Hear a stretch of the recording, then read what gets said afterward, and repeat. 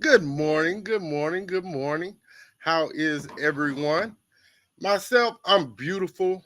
Uh, some mornings I walk outside and every day I'm amazed by the gift that God give us. Um, the gift of life, uh, great atmosphere that He gives us daily. Again, I accept the rain as much as I accept the sunlight because without the rain, without the cold, we wouldn't have some of the best things in life that we love to enjoy. So I want to just start off today by telling everyone, don't worry about the weather. They said it never rains in Southern California. That's not true. It does. It rains in Southern California. Whether you like it or not, it rains in Southern California. I hope that everyone has had a beautiful morning because I have. And everything may not be going perfect in your life. It may not be going the way you want it to go. Uh, but it's going to go somewhere. How you go with it is what's going to determine your outcome. And me, I'm still laughing at Coach Coker yesterday. He said, when I was working on the schedule, I woke up and chose violence. I ain't choosing violence, never. Uh, I'm really excited about our guest today, y'all. Really excited about our guest. He's young in the game. He's young in the game, and he stepped out on faith. Uh, to do this thing called coaching, you have to have faith. You have to believe in yourself because you have young people that are looking up to you that by your action and your reaction, your facial expression, your body language as a coach, kids watch that too. We always talk about kids' body language and stuff. Coaches have body language. Coaches have facial expressions.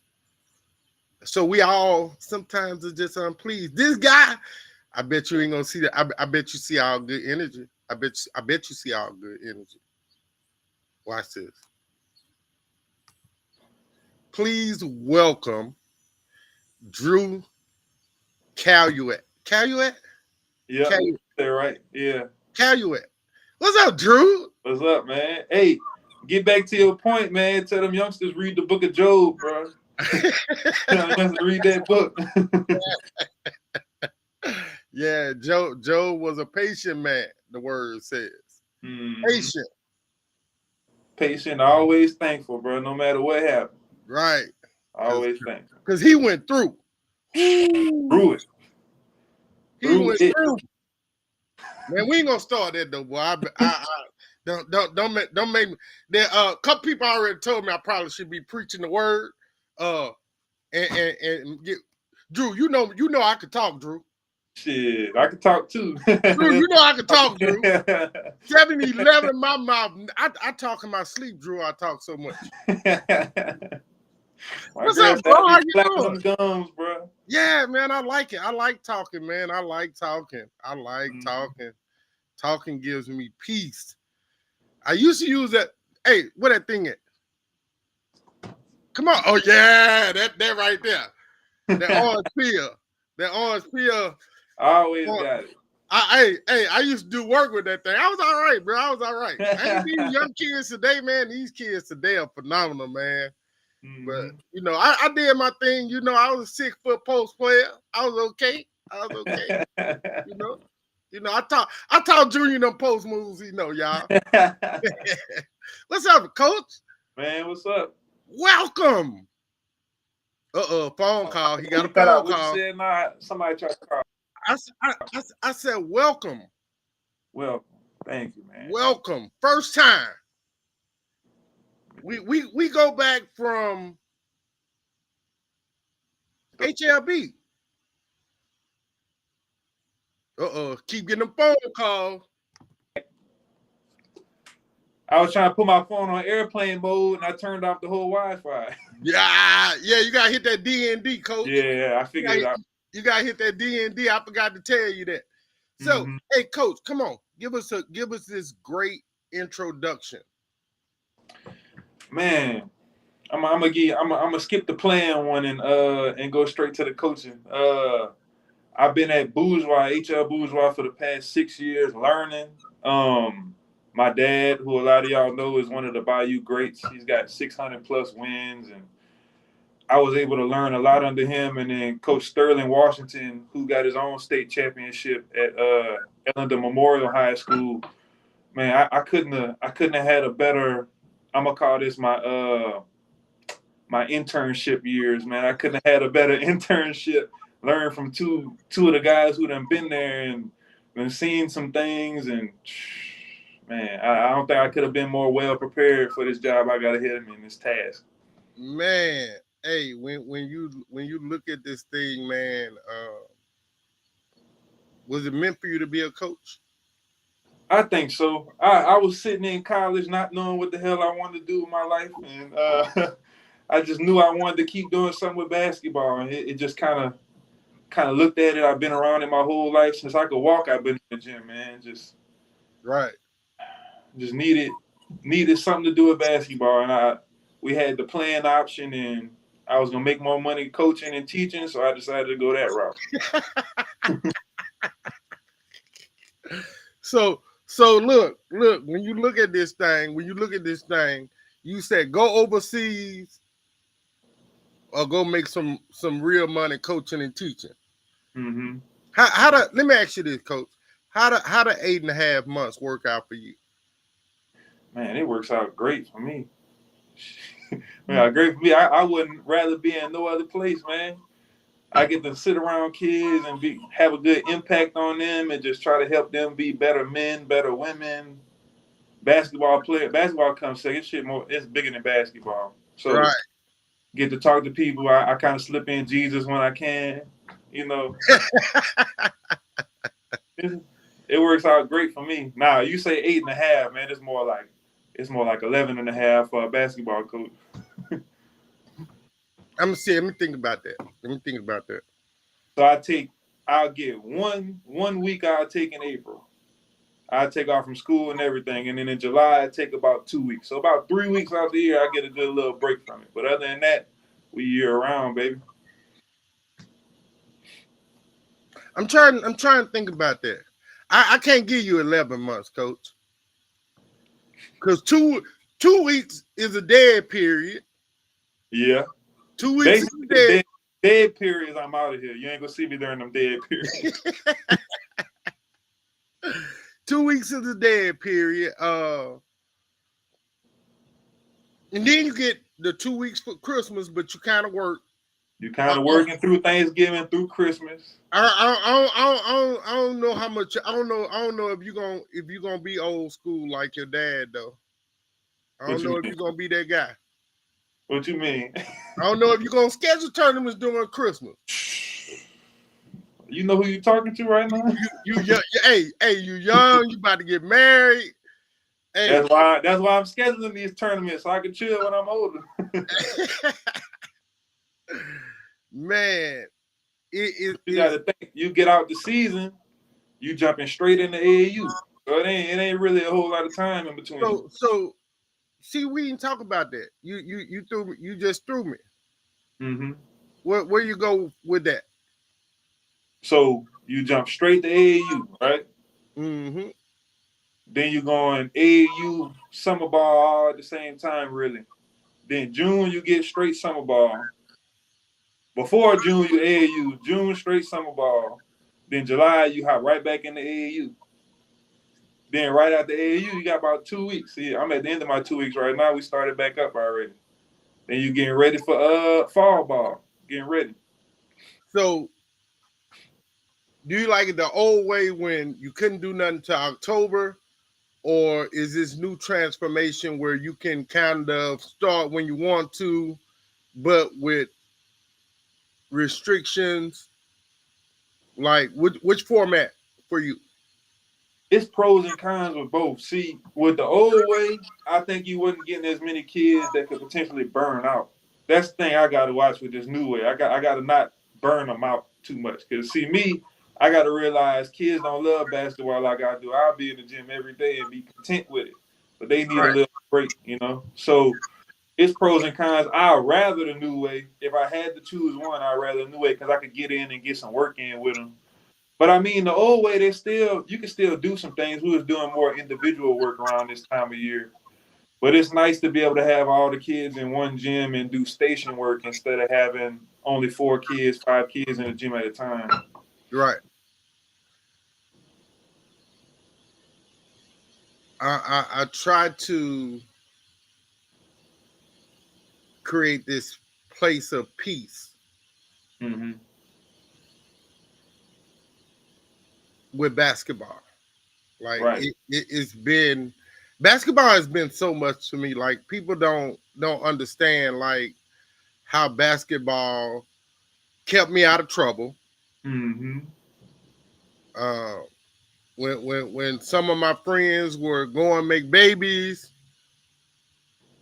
or doing other things, I would be riding my bike that I found on the other side of town. I wasn't even supposed to be over there now, first off. Uh-huh.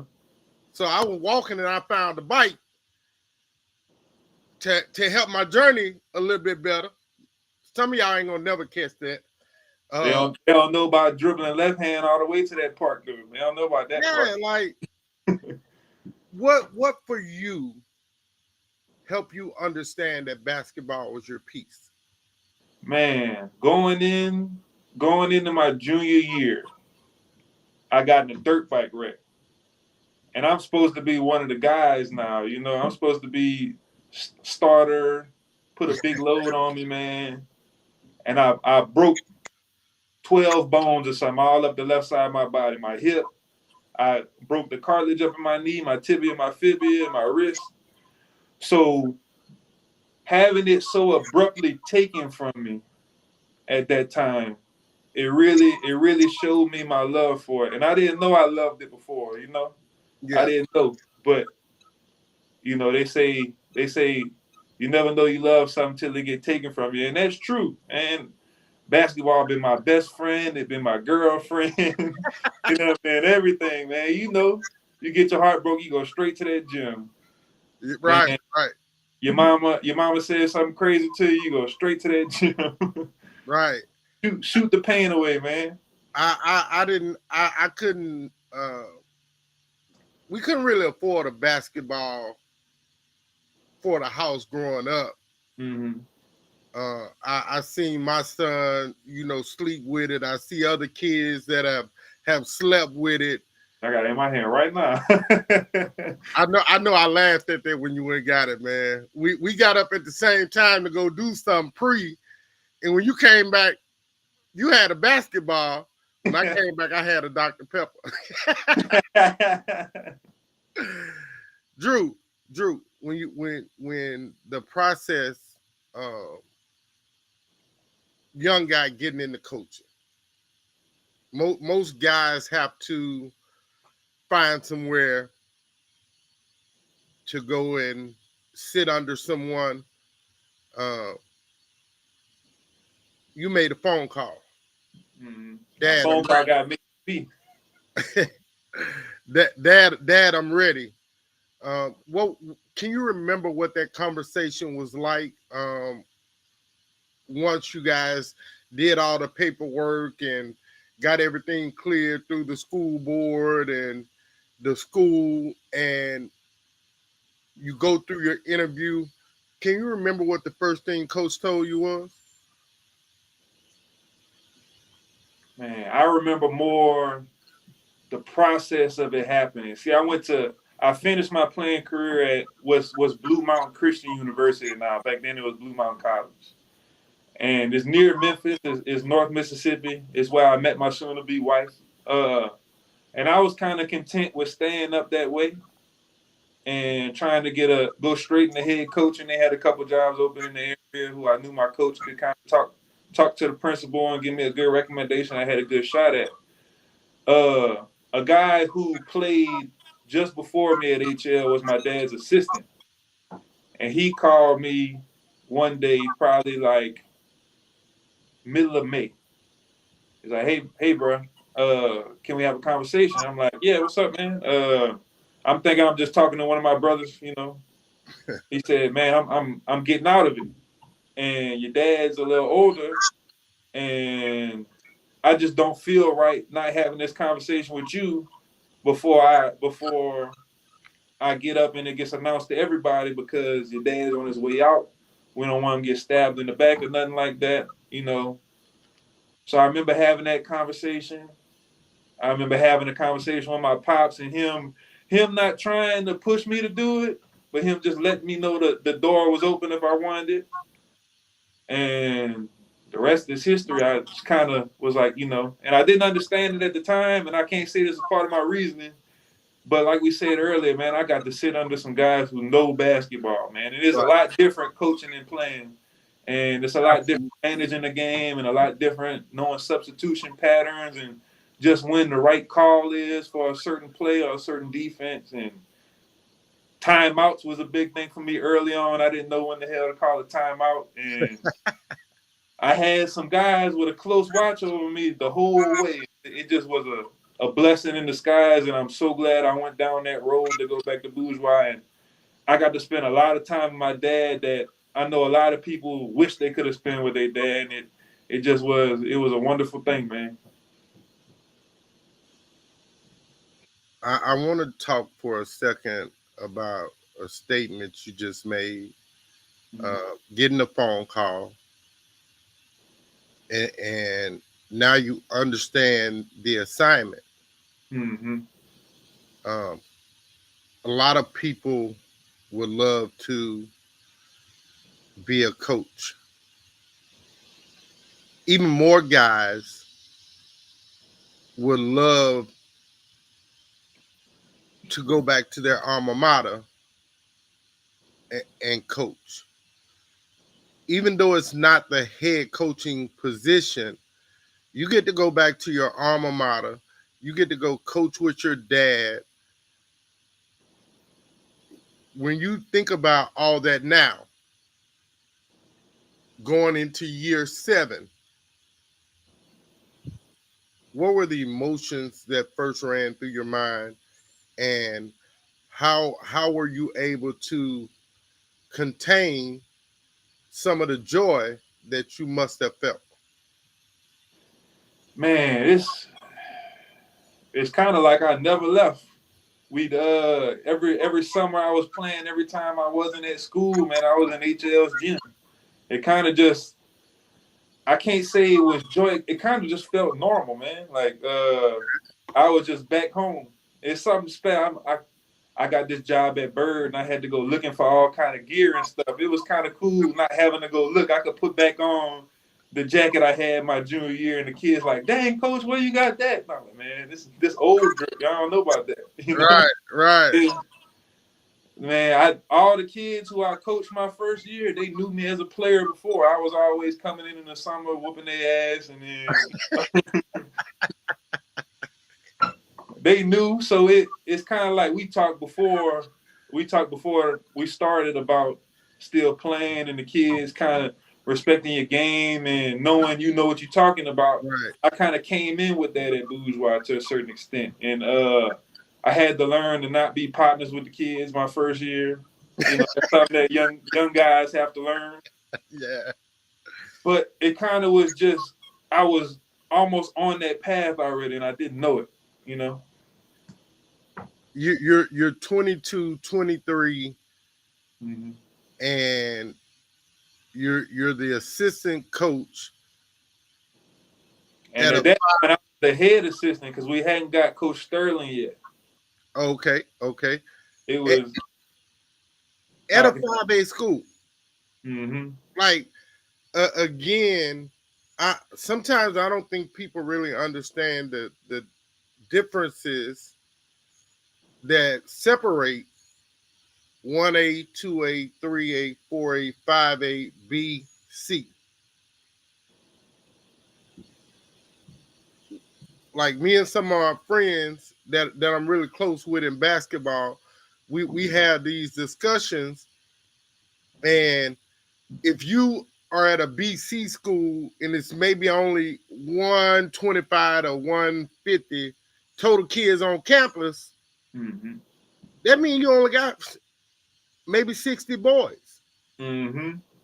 And you already got to know off the bat 30 of those boys are non-athletic. They are academic students only.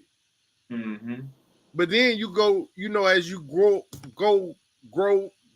in classification, now that 60 boys could be up to 1,100 boys Mm-hmm. that vary from 5'1" to 6'10", 6'11". How was it in the process of learning how to become a coach and having that different variance of having the different kids to choose from? And then in your very first year, you got a guy named DeAndre Buggage that's a bucket. What was that experience like? Man, it was a great experience. You ain't got too many kids come along like DeAndre Buggins, man. I was telling one of the guys up here, and I pulled the film up, man. He'd get trapped at half court and pull up. Like you ain't got two. I seen two guys in my whole life do that. I seen him, and I seen Stephen Howard, who's older than me. When they played in the state championship when I was in 8th grade, he did that, and I thought he was the man. I was like, oh my God, I can't wait till I can do that. Little did I know I'd never be able to do that. But man, we had a rough 2 year ago at first because we had DeAndre, but we didn't have much else. Right. And we had to really get in the gym and develop guys. And eventually when I earned my dad's trust, he kind of turned over the player development to me. And man, it was special just to see that group of guys I've been in the gym with all summer, playing pickup, doing drills, and just to see them 2 years later start to turn that corner. And we go up to Negative Central, DeAndre senior year. We talked about this. They number one in the state, and we go up there and beat them. And we make it to the third round, and then eventually we get hosed by Walker. But that, Oh, whoa, time out. We uh, weren't supposed to say that on we live. We can't say that. We can't say that. you're right. You're right. We I'm can't sorry. say that because at the end of the day, and I'm trying to help you right here, bro. Mm-hmm. Trying to help you. I don't know who the officiating crew Oh, was. I don't mean when I say hoes, I don't mean officials. I mean like we got our butts handled. Okay, yeah. Let me. I know we spoke Generally, about some officials yeah, before. generally Yeah, when we say hoes, that means the officials did something wrong. yeah, yeah. And you are, you're in a really special place right now. Mm-hmm. And Bird, again, Bird, man, Bird is a really particular place because if you're good, the fan support is going to be phenomenal. The And fan is phenomenal already. I don't want you to get to that place and you're in the quarters and the officiating crew that had that game 6 years ago. Hey, Coach C, how you doing? You remember me? I'm the one that holds you. I'm about to hold you now, huh? Right. Yeah. So we trying to keep all that Right. from you. But So go ahead. we get to Walker, and we get our butts handed to us by, and you know the names. Jalen, Guy who's playing in the NFL right now just got drafted. BT, Brian Thompson. Brian Thomas. And Jalen, who I believe is he back at LSU now? Is what? Officially, I haven't heard a thing. Unofficially, he's still suspended until I hear something else. Okay. I wish him the very best though, because he's a great young man that comes from a great family. And I hope that whatever is going on with Jay, that they just get it figured out. Well, regardless, both both wore that purple and gold, so they were tremendous athletes, and we couldn't keep up with the athleticism. We were probably, DeAndre Buggins, he's about 5'9", and our tallest kid was probably 6'2", and we probably had one of those. And they're sitting 6'5" and up, and we just couldn't handle the physicality of that game. Even though we got there and we thought we had a shot, man, it just, when we got to the game, it just it was too much for us. But Right. it was real special to be able to develop those guys and to see our first coaching success together and to Right. make it to the third round. And it, like I said, I said it before, man, it was just a special experience being with my pops. You go through all these different nuances and learning how to be a coach.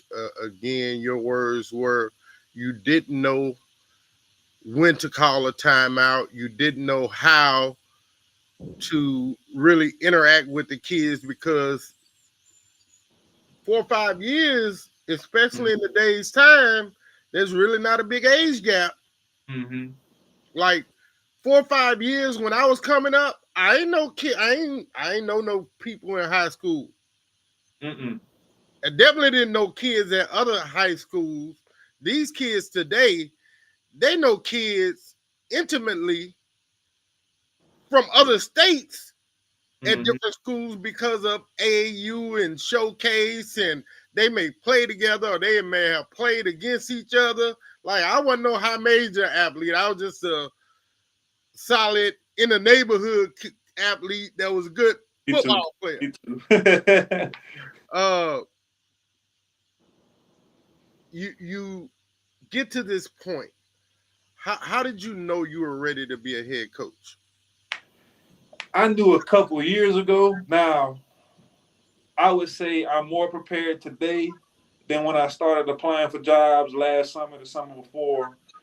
But I knew I was ready when I started wanting to kind of do my own thing. Like I started having these ideas and I had been researching and going to clinics, and just the way I wanted to do things is just a little different.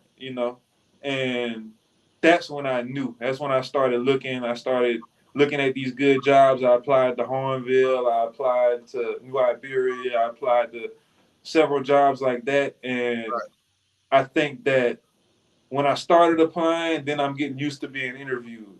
And now coming in this summer, I knew I could knock them interviews out the park. So it was like baby steps to get ready. And Right. I knew a couple years ago, but I wasn't quite ready yet. And then I started noticing what my downfalls were, and noticing what my shortcomings were, and just start work. Just like I tell these kids, go work on your shortcomings, work on your weaknesses. Right. Started working on my weaknesses, and I think it just all fell into place. We talked a little bit about God earlier. I went on a New Iberia interview, and I think my growth as a person, the last couple of interviews I had went on, I was just like, man, I think I got a good shot at this, and I'm almost speaking it into existence. And I went on that New Iberia interview, and I'm like, God, I ain't saying nothing about this. Whatever's right, you gonna make right. And I got that call on a Friday that I didn't get New Iberia. And I just remember, just like the book of Job, I thanked them. I'm like, you know what, God, thank you for this opportunity to go on this interview. And whether I feel some certain type of way about it, I know it's all in your plan. Right. And then the next Monday, I get the call from BYRD. So it's almost like I was rewarded like Job for just being patient. And Right. Your it's, faithfulness uh-huh. saw you through. Mm-hmm. Man, that's awesome. So you get the job at Bird. You've been able to meet your team. You've been able to. You guys got to play the month of June, and you get a chance to evaluate your team, not in the completeness of whole, but as a whole, you've gotten to evaluate your team. What's been your thought? Man, we got a lot of strengths. I think our defense is, man, I had people telling me all summer, man, y'all playing hard. Y'all look completely different, at least on the defensive side of the ball. We switched defenses. I gave them about 4 or 5 defenses this summer, and I just like to switch them and just see if the other coach knows what's going on, and try to play the game within the game, and that's our strengths. Now our weaknesses, man, it's like a lot of kids nowadays. I'm struggling with communication, and it's gonna get there, but you know, we had limited practice time and some defensive rotations, and but another thing we talked about on our phone conversation the other day, this a magnet program. So I'm getting a lot of smart kids, and I'm able to really break down film. And like I tell you this, we were playing the next day, and I introduced the zone offense to them just strictly by watching the video with them and pausing it, breaking it down, and drawing on the whiteboard at the same time. And they executed that almost flawlessly with no practice. So we got a lot of bright spots. I need to develop a point guard. That's my main thing. My offense ain't gonna look so good until I could develop a guy who can handle the pressure and really run my offense, because I got a lot of good things on that side of the ball too. You need me to make a trip to the Port City? Man, to make me a point guard, hey, I'm all good with it. I'm not too proud to say that, man. I'll take whatever help I can get. Look, I don't got no availability, so I'm gonna have to help you create one, bro. Hey, wait, just send me a link. I'll put you on a Zoom call in front of the gym. No, you can't. Hey, your kids may be geniuses or darn near rocket scientry, but that's something that's got to be face to face. They got to be real love right there, because they gotta. You know, again, the one thing I learned, the more and more I go to different gyms and communicate and interact with different kids, they want to know what you know in person. Mm-hmm. They want to know what you know in person, and they know when you don't know what you're talking about too. Right, Kids they know what you know. Like they were, when they know you know what you're talking about, they'll run through a brick wall for you. Even if they aren't that good, they're gonna do what you are asking them to do, and that's the phenomenal thing about coaching. And that's what I've been blessed with here, man. It's just their ability to learn and pick up things at a quick pace. It really surprised me, because I came not disrespecting kids at Bourgeois, but I'm used to having to break things down for a week or two before it really starts to set in. I started breaking it down for 2 days, and they already getting it. And I'm like, I think I could do something with this, you know? Right. Definitely gives you a good feeling as a coach to say, my kids are just damn smart. Mm-hmm. So hopefully, eventually, it shows on that court. But it's going to be a long learning process. It's going to be a long. Again, and I tell all new coaches this, coach, the process of being the head coach at a new school, you have to learn the kids.